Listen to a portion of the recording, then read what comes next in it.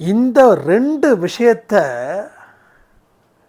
நீங்கள் நினச்சி அதன்படி வாழ்ந்தீங்கன்னா உங்கள் வாழ்க்கையில் இருப்பது அத்தனையுமே இழப்பீர்கள். நாங்கள் எடுத்த உடனே இந்த வார்த்தை தான் சொல்லணுமா? ஆனால் இந்த 2 விஷயத்தை எப்படி ஹேண்டில் பண்ணணுன்ற ஒரு மிகப்பெரிய ரகசியத்தை இந்த பதிவின் மூலமாக சாயப்பா சொல்ல வச்சுருக்காரு.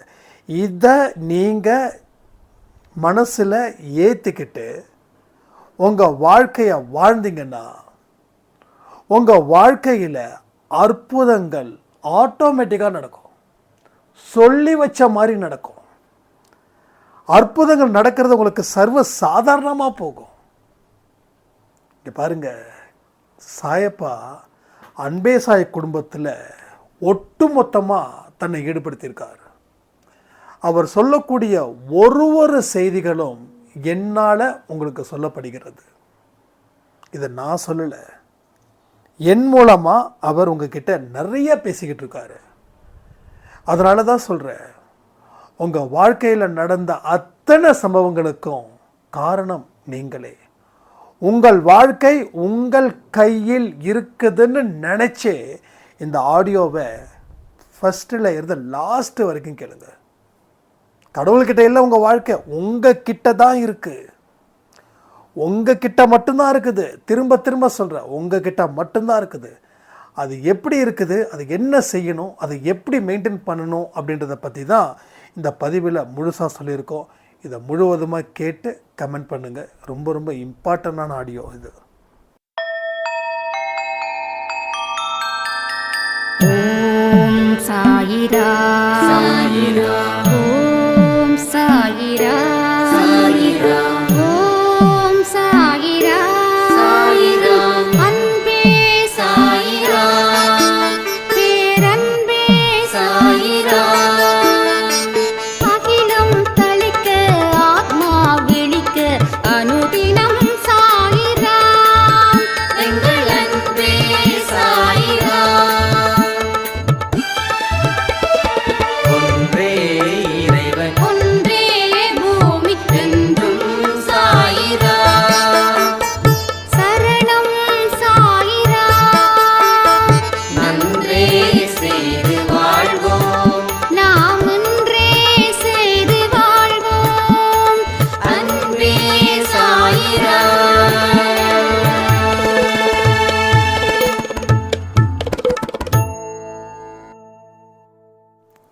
சாயிரா. என் உயிரின் உயிரானவர்களே, நேற்று நைட்டு கொடுத்த லைவ் ரொம்ப ரொம்ப அற்புதமாக இருந்துச்சு. இந்த 48 நாட்கள் பயிற்சி எல்லா மனுஷங்களுக்கும் ஒரு மனசில் நல்ல வலிமையை ஏற்படுத்தியிருக்கு. 2வது, நாம் வாழ்க்கையில் எப்பேற்பட்டாவது ஜெயிக்க முடியும், என் கூட தெய்வம் என்னை வழி நடத்தும், என் வாழ்க்கையில் எவ்வளோ பெரிய ஆபத்தான பகுதிகளை நான் கடந்து ஆகணும்னு என்னோட தலையெழுத்தில் எழுதியிருந்தாலும் அந்த பயணத்தோட கூடவே என் சாயப்பாவும் இருக்கும்போது அதனோட பாதிப்புகள் அப்படின்றது 1-2 இருக்குமே தவிர பெரிய அளவில் நிச்சயமாக இது இருக்காது அப்படின்ற அளவில் இந்த 48 நாள் பயிற்சி உங்கள் மனசில் ஒரு பெரிய வலிமையை ஏற்படுத்தியிருக்கு.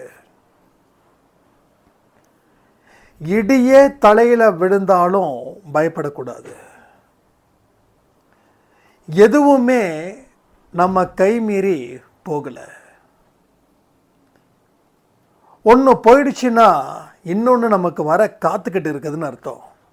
இது எப்போ போகுதுன்னு அது வெயிட் பண்ணுது. ஸோ இழந்த இழப்புகள் அதிகமாக இருக்கலாம், ஆனால் பெறக்கூடியதோ இழந்ததை விட 10 மடங்கு. அப்போ நமக்கு தெரியும் இழந்தது நமக்கு எவ்வளோ நல்லதாக இருக்குது தெரியுமா. ஏன்னா அது இழந்ததால தான் இன்றைக்கி என் வாழ்க்கையில் இதை நான் பெற்றேன் அப்படின்னு நீங்கள் நிறைய பேர்கிட்ட சாயப்பாவை சாட்சியாக சொல்லலாம். அந்த இடத்துல தான் உங்களை அழைச்சிட்டு போய் அழகு பார்க்குறாரு நம்ம சாயப்பா. அதாவது ஒரு வியாபாரம் நடத்தினா லாபமும் வரும், நஷ்டமும் வரும். ஆனால் இந்த இடத்துல வியாபாரம் எப்படி இருக்குதுன்னா, நஷ்டம் கூட உனக்கு லாபமாக மாறும். இன்னும் சுருக்கமாக சொல்லணும்னா, நீ பெற்ற சாபங்கள் கூட உனக்கு வரமாக மாறும்.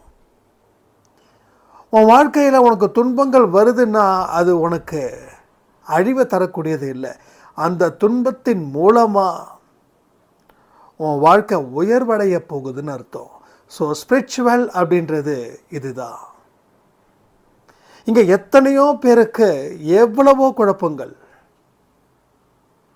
குழப்பத்துக்கு ஒரு முடிவு கட்டணும்னு சொல்லி மேலும் மேலும் குழப்பத்தில் ஏற்படுத்தி அந்த குழப்பத்தின் படிய வாழ்க்கையை வாழ்ந்து கடைசியில் எதுக்கும் பிரயோஜனம் இல்லாமல் வாழ்ந்தவர்கள் இங்கே நிறைய பேர்.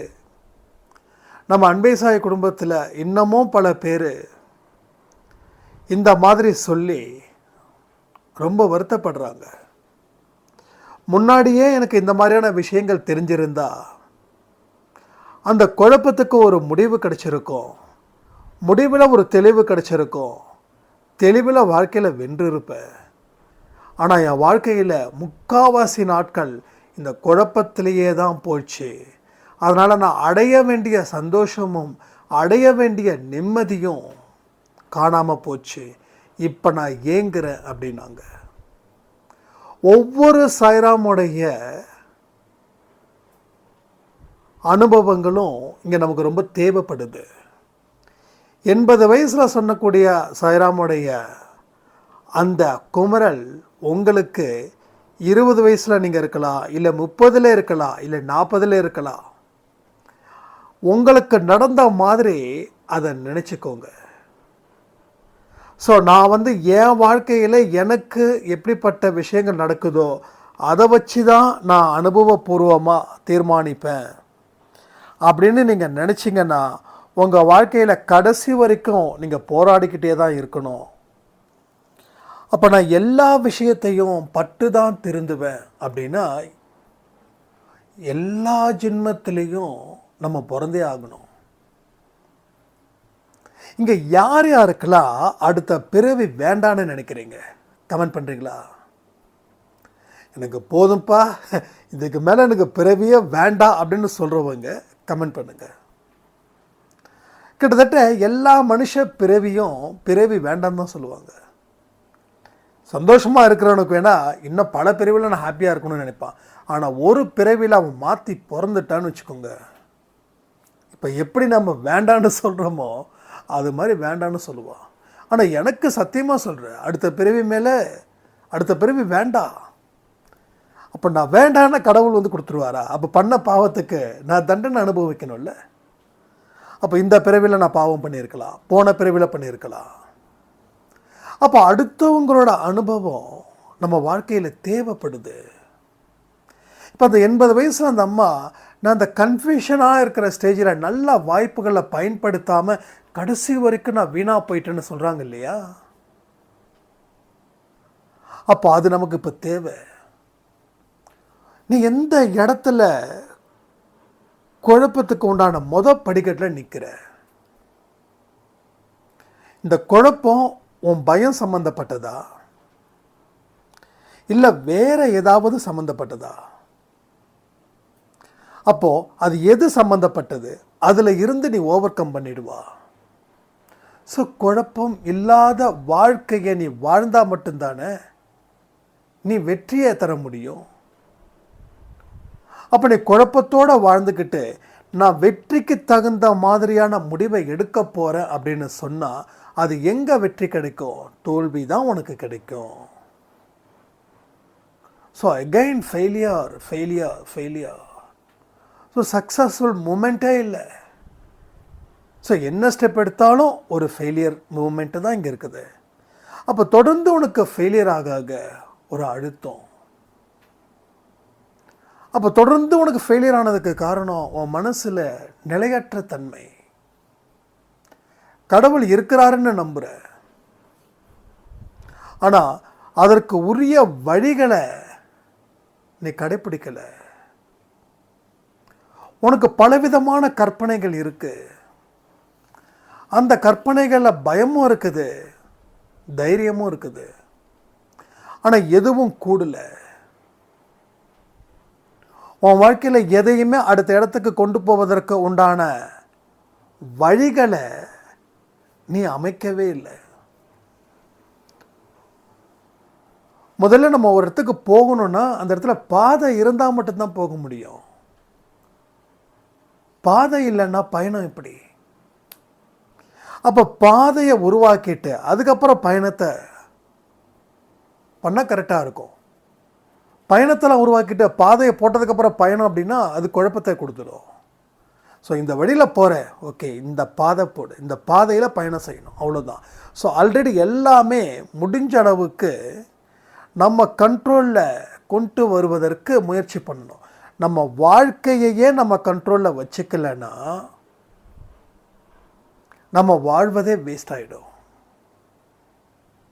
இங்கே பல பேர் அப்படி தான் செஞ்சுக்கிட்டு இருக்கோம். நம்ம வாழ்க்கையை நம்ம கண்ட்ரோலில் இல்லை. கேட்டால் கடவுள் கையில் இருக்குதுன்னு.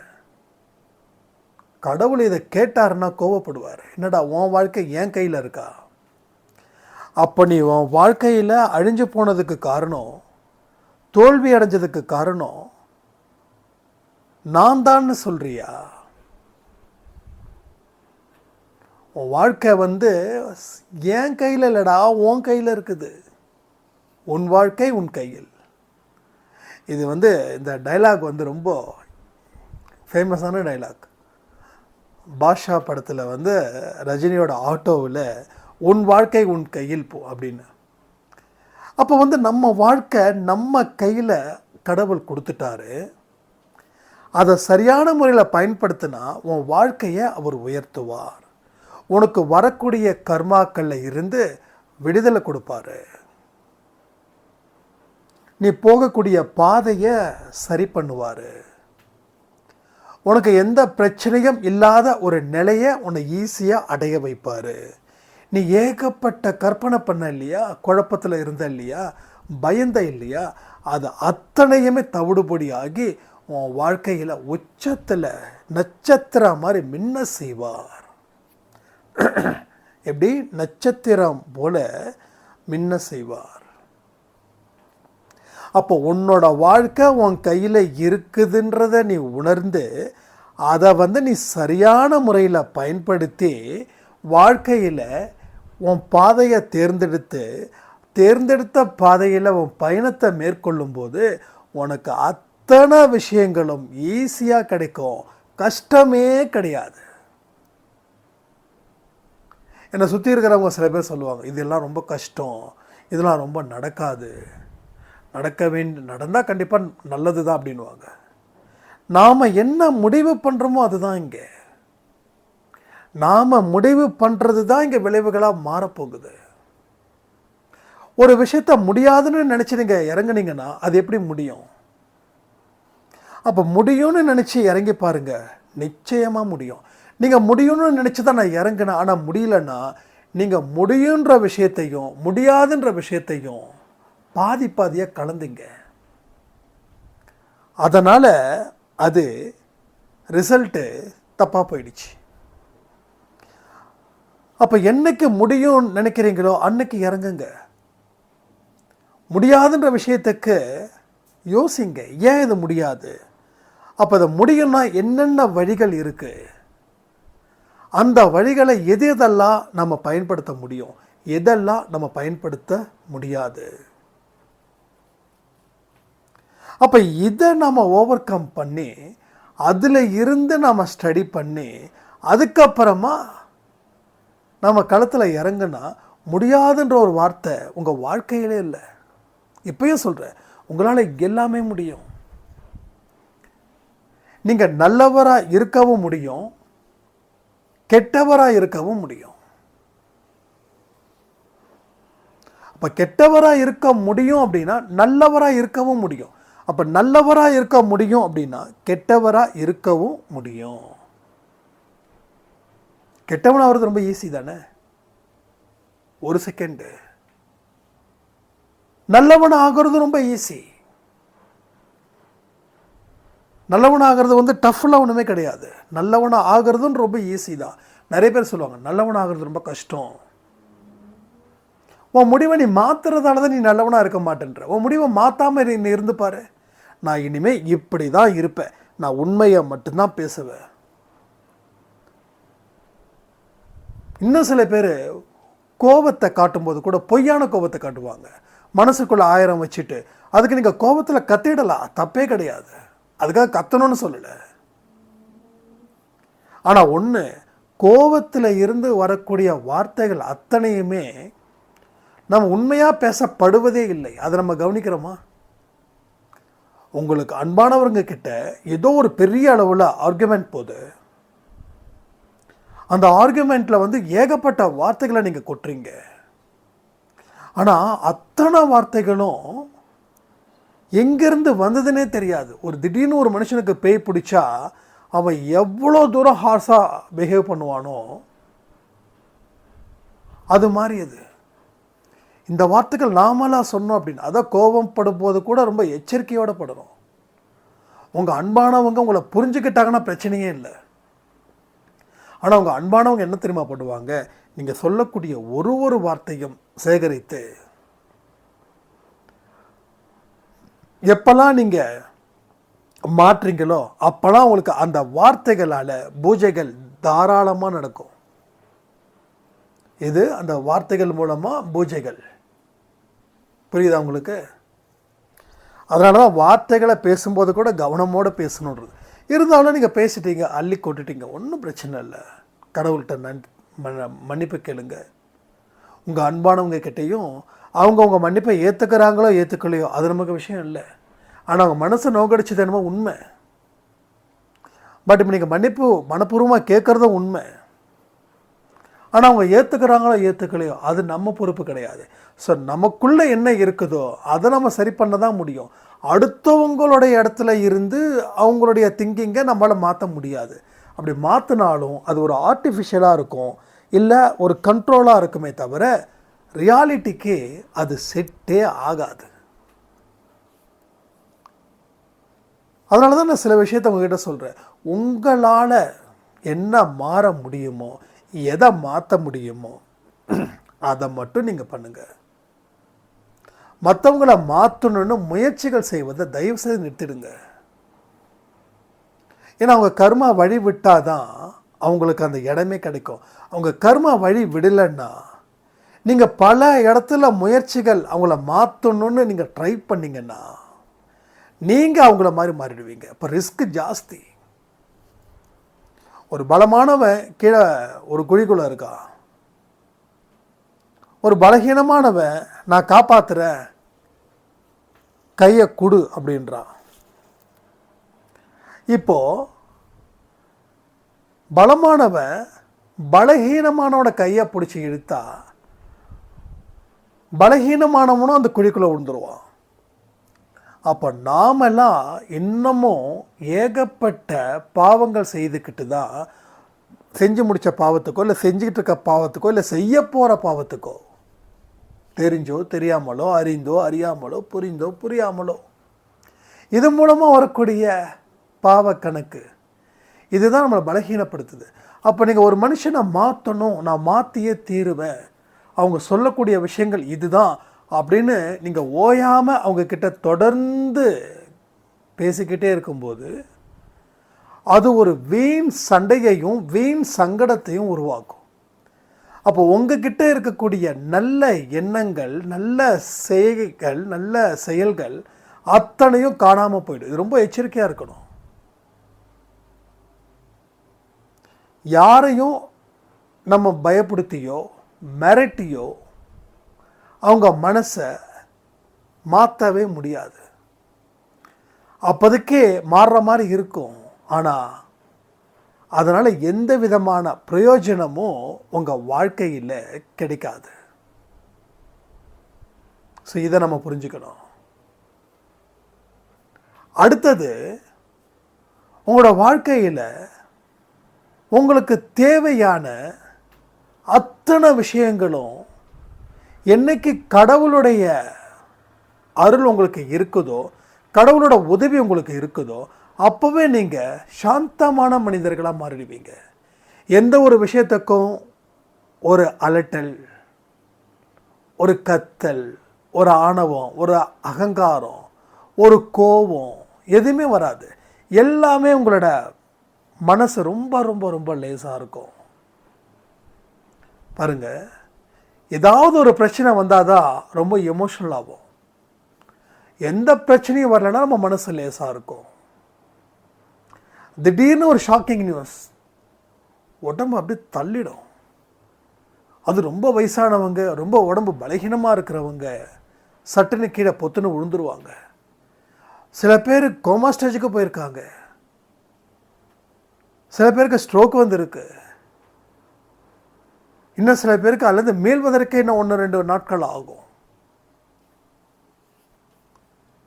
ஸோ இது எல்லாமே நம்ம வாழ்க்கையில் ஏற்படுத்தணும். இது குழப்பம் இல்லாமல் ஒரு வாழ்க்கை, தெளிவான ஒரு வாழ்க்கை, சரியான திட்டமிடுதல், நம்ம வாழ்க்கை நம்ம கையிலன்றதை பரிபூர்ணமாக நம்புறது, இது எல்லாமே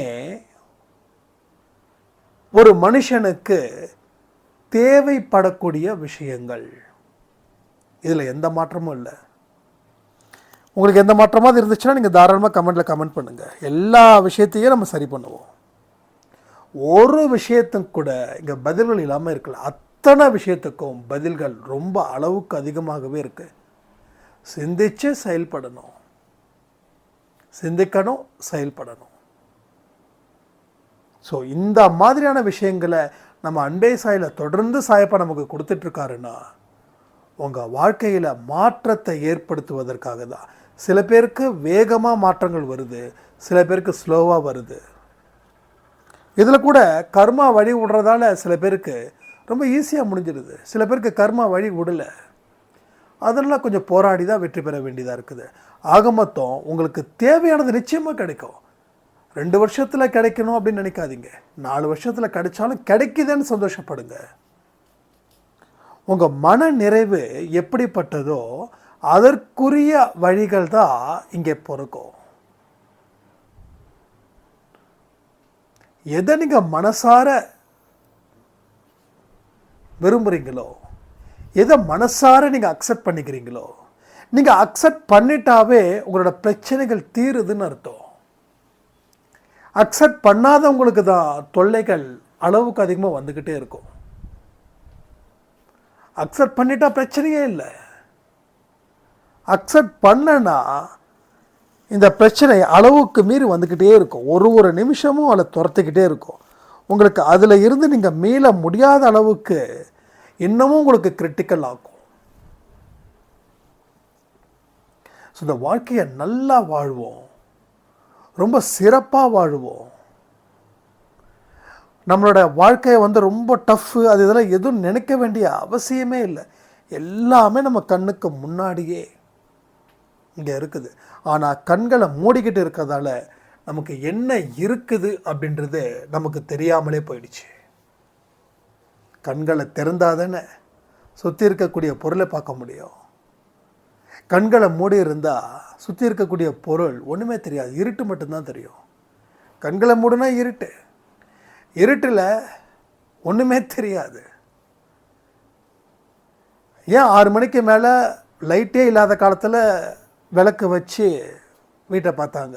என்ன இருக்கு ஏது இருக்குதுன்னு பார்த்துக்கதான். அப்போ நம்ம மனசு ஃபுல்லாக ஒரு மாதிரி டார்க் ஷேடில் இருக்குது. அதனால தான் எதையுமே பிரைட்டாக பார்க்க முடியல. சில மனுஷங்களோட முகத்தை பார்த்திங்கன்னா பொலிவு இழந்து போய் காணப்படுவாங்க. அந்த பொலிவே இருக்காது, அந்த பொலிவே சுத்தமாக இருக்காது. ஏன்னா மனசு அவ்வளோ இருட்டு. அப்போ மனசில் அந்த வெளிச்சம் வந்துடுச்சுன்னா அவங்க முகத்தில் 1000 வாட்ஸ் மின்ற மாதிரி ஒரு பிரதிபலிப்பு அவ்வளோ நல்லா ரிஃப்ளெக்டாக இருக்கும். இதை நம்ம புரிஞ்சிக்க முயற்சி பண்ணணும் தானே. இதை அப்படியே விட்டுட்டு நம்ம இருக்க முடியாது தானே.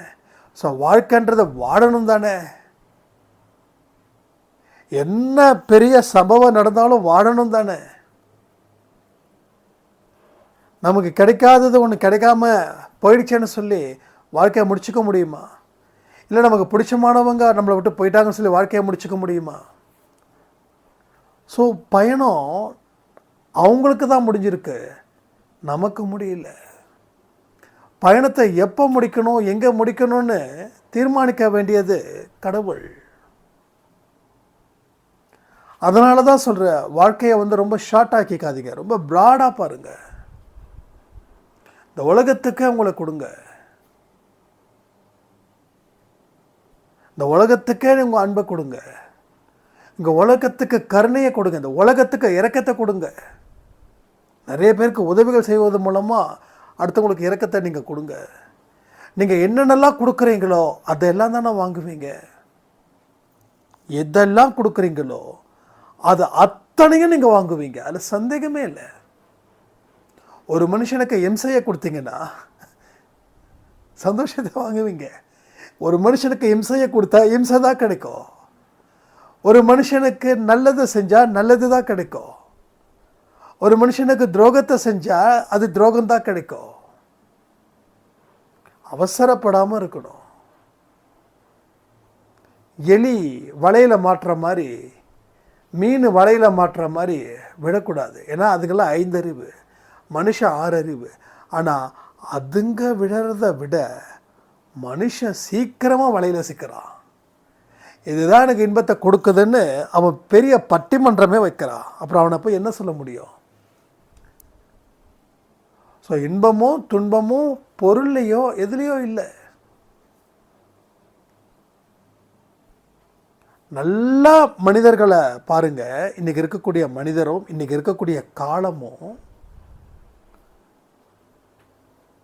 இன்பத்தை உள்ள தேடாம வெளியில தான் தேடிக்கிட்டு இருக்கோம். நீங்களும் சரி, நானும் சரி. அமைதியை உள்ள தேடாம வெளியில தேடிட்டு இருக்கோம்.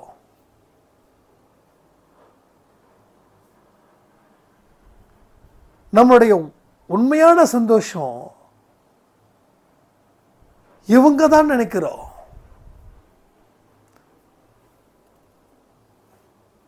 அப்போ இது எல்லாமே ஒரு நாள் பொய்யா போகுது. எதெல்லாம் நீங்க உண்மைன்னு நம்புறீங்களோ அது அத்தனையும் நாளைக்கு பொய்யா போகுது. அப்போ பொய்யா போகும்போது ஏற்படக்கூடிய மன அழுத்தம் பலருக்கு அதிலிருந்து மீளவே முடியல. வாழ்க்கையை புரிஞ்சுக்கிட்டோமா இல்லையான்றத ஒரு தோல்வி வரும்போது ஒரு மனுஷன் எப்படி ரியாக்ட் பண்ணுறான்றதை பொறுத்து தான் அவன் தான் வாழ்க்கையை புரிஞ்சுக்கிறான். அவன் எல்லாம் போயிடுச்சுன்னா அவன் வாழ்க்கைன்ற பாடத்தில் அவன் தோத்துட்டான், முட்டை மார்க் வாங்கிட்டான்னு அர்த்தம். அவன் எல்லாம் போனாலும் அவன் கம்பீரமாக நிற்கிறான்னா அவன் வாழ்க்கைன்ற பாடத்தை சரியான முறையில் படிச்சுட்டான்னு அர்த்தம். ஸோ இன்பமும் துன்பமும் நம் கையில். இதை நீ எப்படி எடுக்கிறியோ அதுதான் உன் வாழ்க்கை. வெற்றி வந்துட்டா எல்லாமே எனக்கு கிடைச்சிடுச்சு சொல்லாத, கிடைச்சது எல்லாம் போயிடும். தோல்வி வந்துருச்சுன்னா இதனால தான் தோல்வி வந்து சொல்லாது, அந்த தோல்வி அங்கே நின்றுடும். புரியுதா உங்களுக்கு? மறுபடியும் சொல்கிறேன், வெற்றி வந்துருச்சுன்னா எல்லாமே எனக்கு கிடைச்சிடுச்சுன்னு சொன்னா எல்லாம் உன்னை விட்டு போயிடும். இது வாக்கு தத்துவமாக எழுதி வச்சுக்கோங்க, கொஞ்சம் பெருசு தான், எழுதி வச்சுக்கோங்க. வெற்றி வந்துருச்சுன்னா எனக்கு எல்லாமே கிடைச்சிடுச்சுன்னு நீங்கள் சந்தோஷப்பட்டீங்கன்னா அத்தனையும் உங்களை விட்டுட்டு போயிடும். தோல்வி வந்துடுச்சுன்னு சொல்லி அந்த இடத்துல உக்காந்துட்டிங்கன்னா வரக்கூடிய அத்தனையும் தோல்விகளாக வந்து மாறும். எதுவுமே நான் பிளான் பண்ணி சொல்லலை. முடிக்க வேண்டிய நேரத்தில் இந்த மாதிரியான வார்த்தைகள் கொட்டுதுன்னா இந்த பதிவை நான் எப்போ முடிக்கிறதுன்னு தெரியல. எனக்கு இருக்கக்கூடிய பெரிய சிக்கலே இதுதான். 30 நிமிஷத்தில் முடிக்கணும், 30 நிமிஷம் வந்துடுச்சு. இந்த வித்தியாசத்தை நீங்கள் உணர்ந்து பாருங்கள். ரெண்டாவது, இது உங்கள் வாழ்க்கையில் எங்கெங்கெல்லாம் நடந்திருக்குதுன்றத ஜஸ்ட்டு அசை போடுங்க. இந்த மாடு அசை போடுற மாதிரி இந்த எண்ணங்களை மறுபடியும் உள்ளே இருந்து வெளியில் எடுத்து யோசிச்சு பாருங்கள். எப்பா இது வரைக்கும் வெற்றி வரும்போது என்னப்பா நம்ம ஆடணும் அப்படின்னு போடுங்க, லிஸ்ட்டு வைப்பீங்க. அப்போ அந்த வெற்றி உங்களை காப்பாற்றாமல் போயிடுச்சுன்னா உங்களோட ஆட்டம் நீங்கள் இதுதான் அப்படின்னு கிடைச்ச ஒரு இடம் இதனால தான். அப்போ அதனாலேயே நீங்கள் வாழ்க்கையை இழந்தீங்க. தோல்வி வந்துருச்சு சொல்லி உட்காரும்போது வாழ்க்கையை இழந்தீங்க. அப்போ எப்படி இதை ரியாக்ட் பண்ணணும்?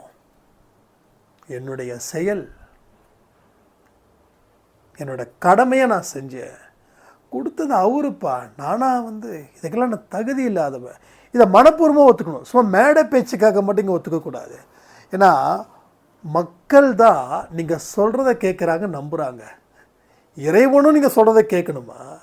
இறைவனும் நீங்கள் சொல்கிறத நம்பணுமா? சான்ஸே கிடையாது. ஓகே, சான்ஸே கிடையாது. ஸோ மேடை பேச்சுன்றது அந்த இடத்துல அந்த நேரத்தில் பா என் தலைவன் என்ன அழகாக பேசுகிறாயா, கைத்தட்டுதல் பெறுவதற்கு மட்டுமே. ஆனால் அவர் தனிப்பட்ட முறை 4-5 பேர்கிட்ட பேசும்போதா எல்லாம் நல்லா நடந்தால் சரி அப்படின்னு போவார். அப்போ அங்கே இருக்கிறது கைத்தட்டுதலுக்காக, அது உண்மையாகாது. அப்போ நீங்களும் எங்கேயாவது வெற்றியை வந்துடுச்சுன்னா அதை மனப்பூர்வமாக அவர் தான்ப்பா கொடுத்தாரு, நானாக கொடுத்தேன் அப்படின்னு சொல்லணும். இன்னைக்கு வரைக்கும் சொல்கிறேன், இப்பயும் சொல்கிறேன், நான் என்னை பற்றி பெருமை பேசுகிறேன்னு தயவுசெய்து நீங்கள் தப்பாக நினைக்காதீங்க. ஏன்னா அந்த பெருமைக்கு எனக்கு எந்த சொந்தமும் இல்லை.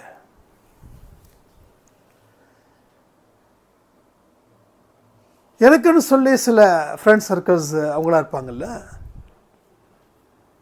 அப்போ அவங்கக்கிட்டலாம் இந்த அன்பே சாயில் இருக்கிற மாதிரிலாம் அவங்கக்கிட்ட நான் அப்ரோச் பண்ண மாட்டேன். கேஷுவலாக அதையும் தாண்டி ஒருத்தவங்க சொன்னாங்க, சாய்பா கோயில் ஒருத்தர் சொன்னார், ஒரு 2 இயர்ஸ்க்கு முன்னாடி நானும் விச்சும் சாய்பா கோயிலுக்கு போயிருந்தோம். அப்போ அங்கே இருக்கிற அந்த கோயில் ஐயர் ஏற்கனவே நல்லாவே தெரியும். ஏன்னா மாதம் மாதம் சாய்பாவுக்கு ட்ரெஸ் எடுத்து கொடுக்கும்போது நல்ல ஒரு லிங்க்கு. அவர் நேம் பரமசிவம் ஐயான்னு சொல்லுவோம். அவர் சொல்கிறாரு, ஏப்பா என்ன சாய்ராம், ஏப்பா சொல்லலை, என்ன சாய்ராம், நீங்கள் 2 பேரும் என்னம்மா அப்படியே கொடுத்துட்ருக்கீங்க, ஒரு நாளாவது நீங்கள் எங்ககிட்ட சொன்னீங்களா? ஏதோ யூடியூப்பில் போடும்போது பார்த்தீங்கன்னா உங்களோட ஃபஸ்ட்டு ஒரு வீடியோ நம்ம ஃபேஸில் போட்டிருந்தோம். அந்த வீடியோ பார்த்துட்டு தான் இவர் நம்ம கோயிலுக்கு வரவருங்க அப்படின்னு சொல்லி அங்கே இருக்கிறவங்க சொல்லியிருக்காங்க. அப்போ தான் இவருக்கு ரொம்ப ஷாக்கு. இந்த பசங்களை நம்ம எத்தனை நாள் பார்த்துருக்கோம், ஒரு நாள் கூட இப்படி நான் பண்ணுறேன்னு ஒரு வார்த்தை கூட சொல்லலை. என்ன சாய்ராம் இப்படி பண்ணிட்டீங்க, எதையாவது சொன்னால் தானே தெரியும் நீங்கள் என்ன பண்ணுறீங்க, என்ன செய்கிறீங்கன்னு, எவ்வளோ அமுக்கமாக இருக்கிறீங்க நீங்கள் அப்படின்னு. அப்போ தான் தெரிஞ்சது, ஆமாம் இல்லை சொல்லவே இல்லைல்ல. அப்போ சொல்லிவிட்டு அவன் ஏன் சொல்லணும், நான் இதை பண்ணுறேன் அதை பண்ணுறேன்னு சொல்லி நான் பாரு என்னோடய அறிவை எப்படியெல்லாம் நான் பேசியிருக்கேன் பாரு. நம்ம என்ன மாணிக்க வாசகரா, திருஞான சம்பந்தரா, இல்லை ஔவையாரா? நாம் சாதாரண மனுஷங்க. அப்போ நமக்குள்ள சில வார்த்தைகள் வருது அப்படின்னா இந்த சாதாரண மனுஷனால இதை உருவாக்க முடியாது. கடவுளாக பார்த்து இதை என்ன யூஸ் பண்ணுறாரு, நான் ஒரு கருவி, அவ்வளோதான். இதை தாண்டி இன்னைக்கு வரைக்கும் சரி,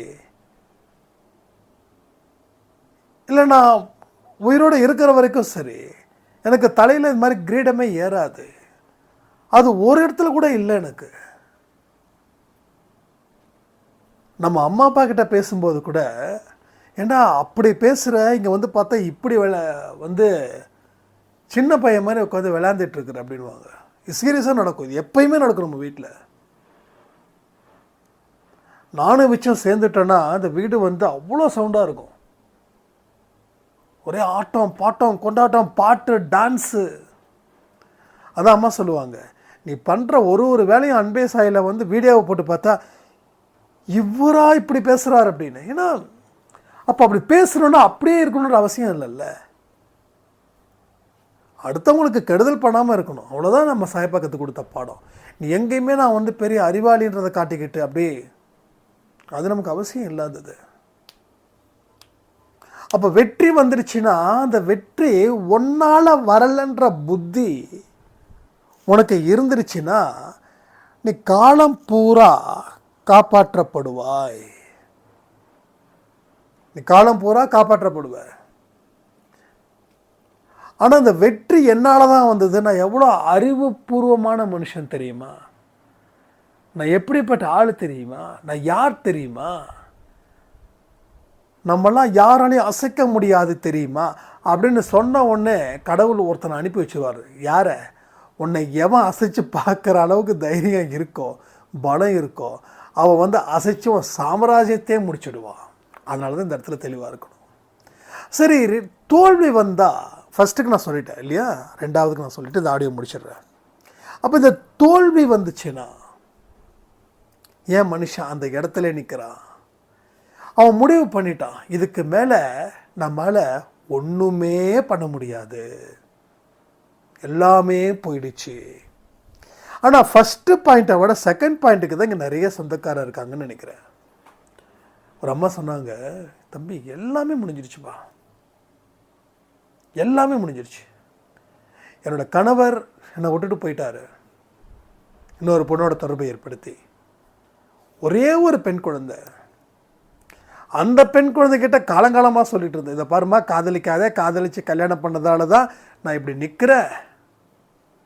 என் பொண்ணு சொன்னால், இல்லை இல்லை நான் வந்து அப்படிலாம் போகமாட்டேன் அப்படி இப்படின்னு சொன்னால், கடைசியில் வந்து ஒரு பையனை கூட்டு வந்து நிறுத்தி நான் இவரை தான் கல்யாணம் பண்ண போகிறேன் அப்படின்னா நான் சொன்னேன், திட்டினேன்.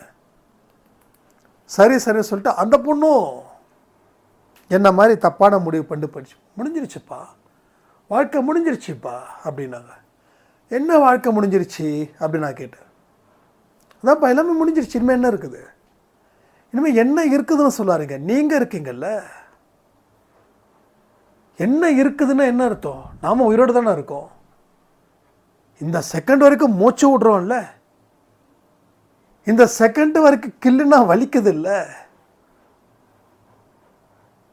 இந்த செகண்ட் வரைக்கும் சொன்னால் புரிஞ்சுக்கிறோம்ல, அப்போ நாம் வாழ்ந்துட்டு தானே இருக்கோம். போனவங்க விட்டுருங்க, பட் இப்போ என்ன பண்ணலான்னு யோசிங்க. அதான்ப்பா தெரியல. அப்போ உங்களுக்கு யோசிக்க தெரியலன்றதால தான் வாழ்க்கை முடிஞ்சிருச்சுன்னு நினைக்கிறீங்க. அப்போ நீங்கள் யோசிக்க ஆரம்பித்தா என்ன பண்ணணும்னு தோணும் இல்லைன்னா, ஆமாம் தம்பி கரெக்டு, இப்போ என்ன பண்ண போகிறீங்க, இப்போ என்ன பண்ணிட்டு இருந்தீங்க? நான் வந்து ஒரு மார்க்கெட்டில் இட்லி கடை போட்டு காலையில் ஒரு 2 மணி நேரம், ஈவினிங் ஒரு 2 மணி நேரம் விற்றுட்டு இருந்தேன். சரி, அதையே பண்ணக்கூடாது. இனிமேல் பண்ணி என்னப்பா பண்ணுறது? ஏம்மா உங்கள் உடம்பு இருக்குது, உங்கள் வயிற்றுக்குள்ளே பசிக்கும், அப்போ அது சாப்பாடு போடணும். நான் வாழ்ந்து என்ன பண்ண போகிறேன்? சரி, இப்போ நீங்கள் பிறக்கும்போது இவங்களெல்லாம் வச்சுக்கிட்டா வந்தீங்க? பிறக்கும்போது எல்லாமே வந்தாங்களா? உங்கள் பொண்ணு வந்தாங்களா, உங்கள் புருஷன் வந்தாங்களா, உங்கள் சொந்த பந்தங்கள் வந்தாங்களா?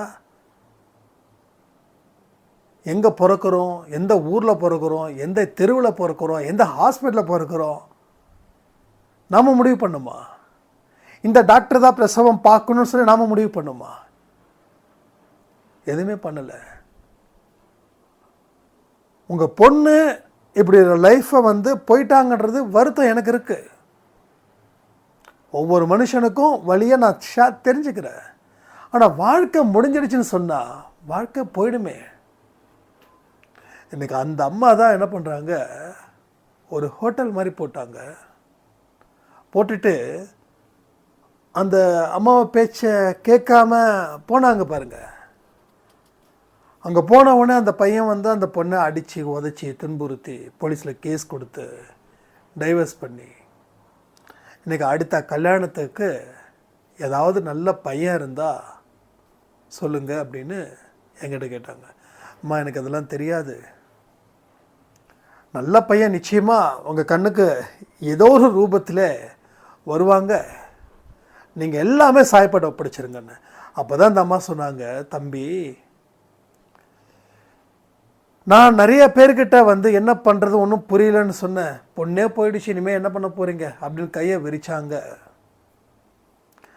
அப்போ தான் மனசு ரொம்ப கஷ்டமாக இருந்தது.